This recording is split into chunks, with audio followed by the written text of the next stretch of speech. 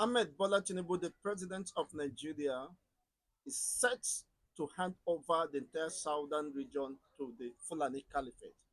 How do I mean by this? Prior to this time, the entire southern governors, including comprising the southeast, the south-south, the southwest region, came together and read a communique after a very long deliberation and meetings and the re-evaluation of the menace that had been caused by the Fulani herders in the entire southern region. They came with a position that they will not allow Fulani movements of cattle or ranches in the entire southern region. They oppose every move by Buhari's administration to implement the waterway bills, the cattle ranch, and every other way they devise in order to infiltrate the east southern region. Unfortunately, Tinubu is now handed over the entire southern region to the north, especially the Fulanis.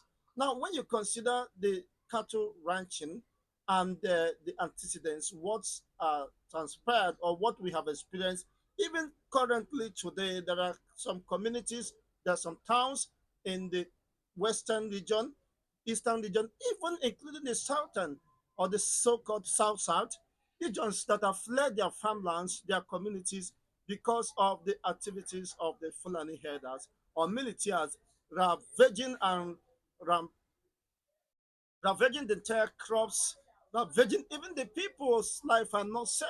Now, what would have informed the position of Tinubu at this time to consider to implement the cattle ranch in Imo State and Akwa Ibom? That is finished because once you capture the eastern region or the south-south and the southeast, it means you have captured and subdued the entire southern region because as it stands now, there is ongoing Islamization agenda that will commence on the 11th of January as been speculated. Some are saying that they are going to oppose that, but then the reality is that the Islamization agenda is on the high gear, and Tinubu is perfecting this, making it very possible for them to invade certain regions that prior to this time has been vehemently resisted uh, by the indigenous people. Now, how can you counteract the position of the entire southern governors, which represents the interests and the collective position of all southerners, including the southwest, the southeast, or south as is being uh, described within the Nigerian configuration? Now, people are crying that their ancestral homes has been invaded, they have been sacked, their farmlands have been destroyed because of someone's private business. The cattle rearing is a private business, and we should not in any way uh, deny the fact that it's a private business. And if a farmer who depends on farming for existence, for survival, will lose his entire crop or produce to the Fulani herders and their cows. Now, what compensation should be given? It means the entire chain of existence that is dependent on that agriculture or farming life is being at the risk of extinction. How could Tinubu consider at this very critical time to cite Fulani cattle ranches in the eastern region in the Igbo land, which eventually has been resisted in the past? And the Biafran are saying that such cannot happen in Biafra land. We don't accept or tolerate in any disguise the Fulani invasion of our ancestral homes uh, or settlements of the Fulanis, having understood their antecedents in the past and what are their main objective or a notion for us trying to invade by every means possible. Uh, Buhari failed in this, and it seems that Tinubu is just perfecting the plans and giving them an advantage to infiltrate. But then let's know what will come as a result of this because the people have vowed that they will not accept this. Even the governors, these are their positions, they haven't changed their positions. I don't know why now. If there is any need for cattle ranching, the north has much expanse of land, and they can apply irrigation if that is the case. They have, of course, they plant the crops we eat. The animals also eat the leftover of these crops. They have the millet, they have the corn, they have the wheat. So what again do they expect in the eastern region, especially as it stands now?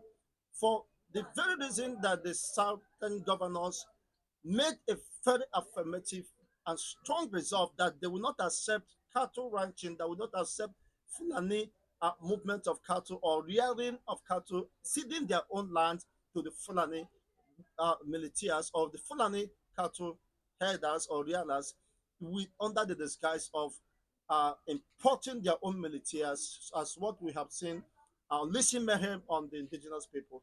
It's quite unfortunate that Tinubu, in order to protect his political interest or dynasty, is selling out the South where he comes from. And unfortunately, the Southerners are very much ready to resist every attempt made by Tinubu in this regard. And of course, that means there is going to be a very serious power tussle and interest. Well, whatever be the case, if, by my own opinion, instead of concentrating, why in the east, why Imo State, why Calabar or Akwa Ibom, the Lord has expanse of lands in Sokoto, in Kano, in Niger State. In fact, the entire Niger State, a single state, Niger State, is bigger than the entire southeastern region and the south compared. So why what did you see there that you will be envying and moving are trying to disrupt people's peace and people's way of life? You see, in the Igbos prior to this time, Igbos has what we the best way of catering for their livestock. So it is not different. So the North should find a heaven, a safe heaven in the North to rear their cattle, and they could move it down to the targeted market upon disposing their products or proceed. They go back to their base and continue the rearing. So I don't see any justifiable reason why the government of Tinubu must enforce and impose the cattle ranching on the southern people, even against their own will and conscience or their collective interest. It's quite unfortunate, but then, of course, Tinubu will get the highest resistance regarding this. People will not tolerate that. An individual's business cannot be used to disrupt people's peace and uh, right to movement. It's quite unfortunate because what we are seeing, a man from Uromi, Edo State, said he fell into the hands of these Fulani herders, militias, kidnappers, and eventually it was at the mercy of the Almighty he escaped. Not after his release and ransom.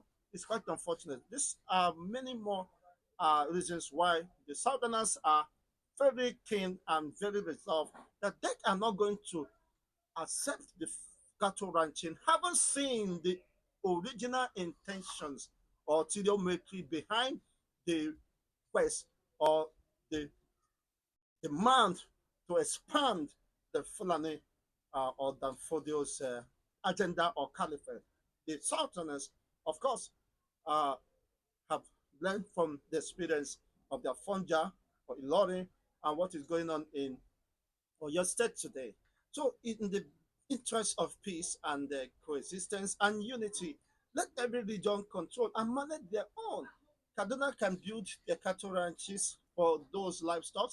They can sponsor it in Kano, in Meduguri, in other parts. Of course, they have the majority states and the largest expanse of land. While moving down to the south, who are mainly uh, resistant farmers and depends on their cash crops and their produce to survive. You can't come and destroy their source of livelihood, and that could be considered genocidal or targeted genocide or uh, uh, ethnic cleansing because you can't sell your cow, destroy my farmland, you sell your cow and put your money in the pocket while I go hungry. The entire family and communities are exposed or predisposed to uh, extinction by starvation. So the government must think the best way to resolve these issues if he really is interested in the peace and, of course, to restore sanity within the system. Of course, people must definitely resist, and there is no need investing billions of the scarce resources. At the end of the day, people will resist it. Let every state, the Fulani predominant state, should the governors should sponsor the cattle ranching, and they are not the only one, of course, rearing cattle.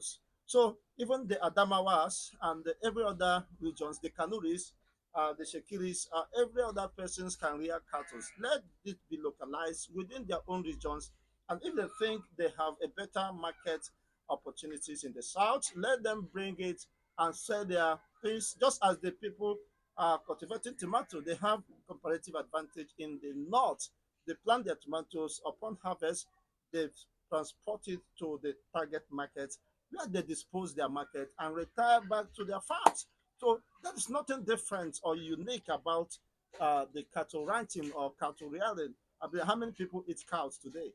It's quite unfortunate that we are not sincere and honest in addressing these nagging issues, which can we can profile. The solutions are very much clear.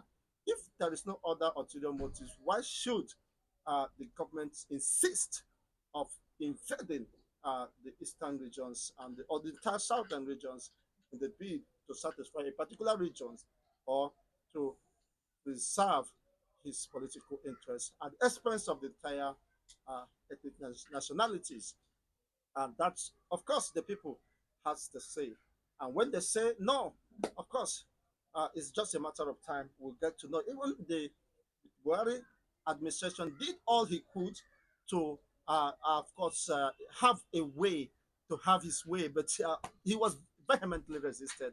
And I hope such uh, resistance will be put up even in Tinubu's administration to serve as a deterrent that Tinubu cannot lord it over to the southern people. The position of the South is they want peace and movement, free movement. So whatever that will concrete and threaten the life of the indigenous people must be vehemently resisted in the interest of justice and public interest. Thank you. Let's get to know what is your own take regarding this development.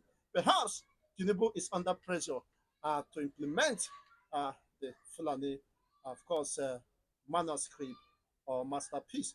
But then, whatever happens, the people will always have their way. They have done it before, and it will not be different or surprising if the entire southern people will have a common front and unite for a common interest to defend that interest. Thank you once again, Adimenchigas and Debo. Let's continue this interaction via the comment section and let's get to know what your position is and let's know the way forward. Thanks for watching. Don't forget to hit the like buttons, share, and subscribe to this channel for more political discourse. Love you all.